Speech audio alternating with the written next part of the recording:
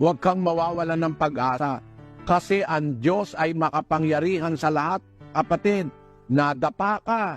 Bangon. Talagang ganun ang tao. Maaari kang makagawa ng mali. Maaari kang magkasala along the way. Maaari kang madulas. Maaari kang madapa. Maaari kang matisod. Pero huwag kang aatras. Tayo uli. Gaya ng sabi ng salita ng Diyos sa isang talata ng Kawikaan. Pakinggan niyo ang nakasulat. 24:16. Sapagkat ang matuwid ay nabubuwal na makapito at bumabangon uli. Ngunit ang masama ay nabubuwal sa kasakunaan. Ang matuwid, nabubuwali kang makapito. Bumabangon uli. Nauunawaan tayo ng Diyos eh. Ayaw mo namang magkasala. Ayaw mo namang madapa. Ayaw mo namang matisod. Minsan, umutao lang naman tayo, pari tayong magkasala, magawa ka ng mali. Kailangan bangon, kapatid. Huwag mo itatapon yung pag-asa, huwag mo iwawala.